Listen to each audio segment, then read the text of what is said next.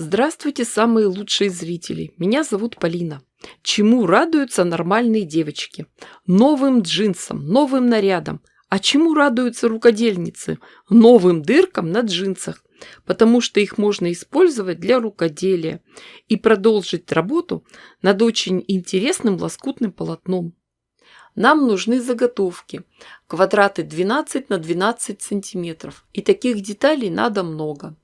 Теперь определимся с выкройкой. Обозначим диагональ и по обе стороны от нее отложим по 3 сантиметра.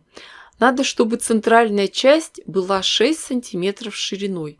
Получается, что если от угла в обе стороны отложить по 4 сантиметра, то как раз получим желаемую ширину.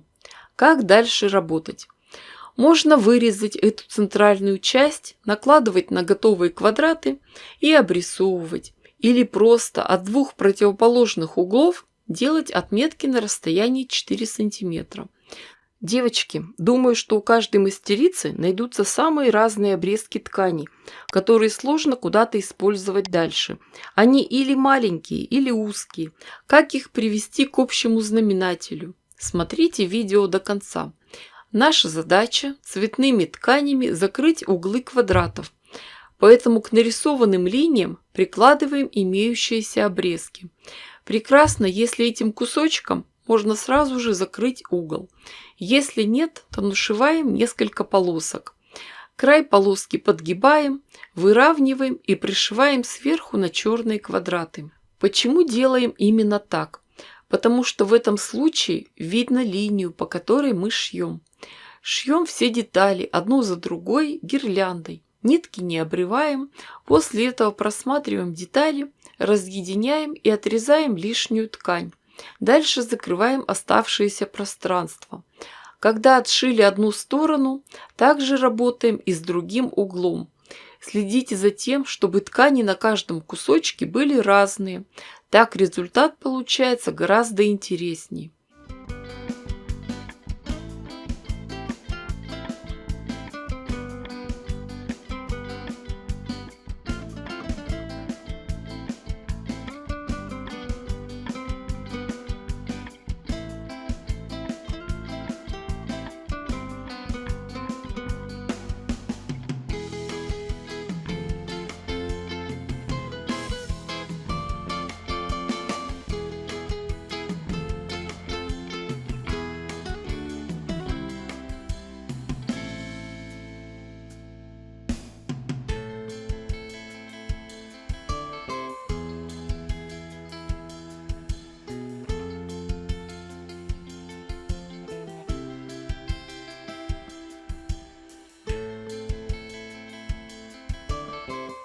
Отшитые детали тщательно проутюживаем. Все заготовки тщательно промеряем и подравниваем. А вот теперь переходим к самому интересному.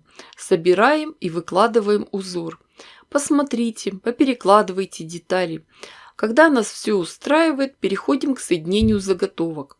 Сначала соберем вместе, прошьем детали в первой и второй колонке, сложим их стопочкой. Потом также соберем остальные.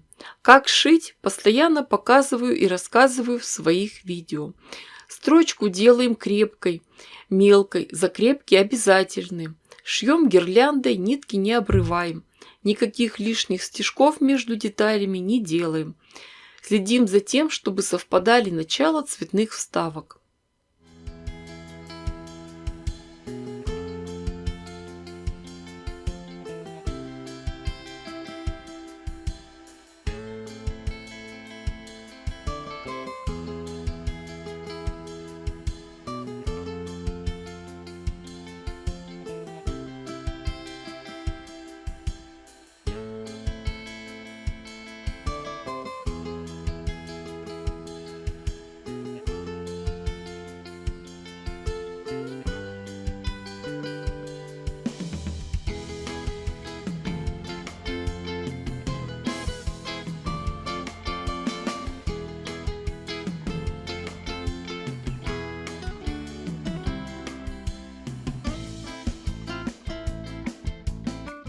Готовые гирлянды разворачиваем и расправляем.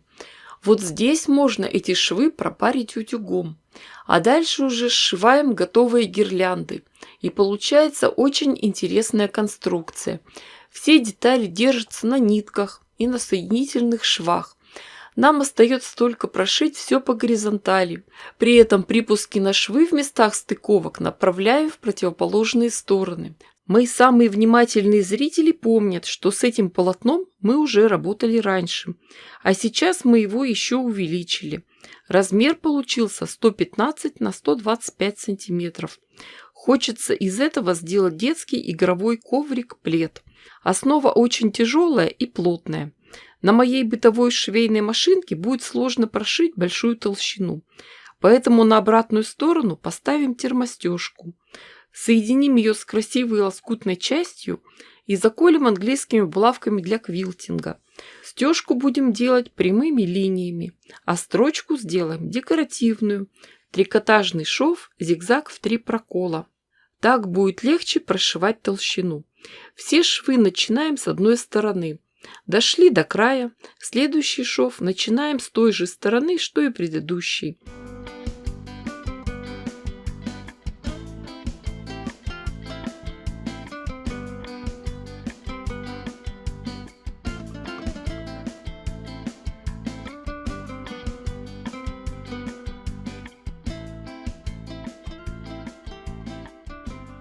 Когда все прошили, подравниваем края и отрезаем лишнюю ткань. Дальше нам надо сделать окантовку. Возьмем прямые полоски ткани шириной 4 см. Сначала пришиваем к лицевой стороне, потом отворачиваем и прошиваем еще раз.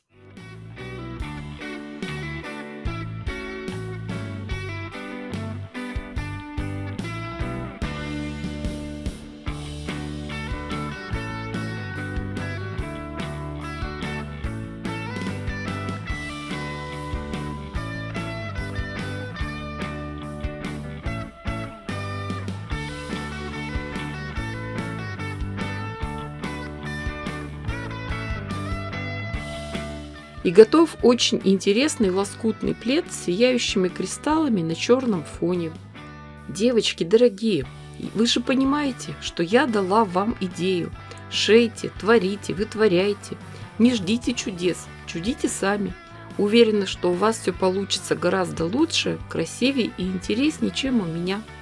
Ставьте классы, пишите комментарии. Обязательно подпишитесь на все мои соцсети. Огромное спасибо всем, кто поддерживает меня на Бусти. Всем пока-пока и до скорых встреч. С вами была Полина.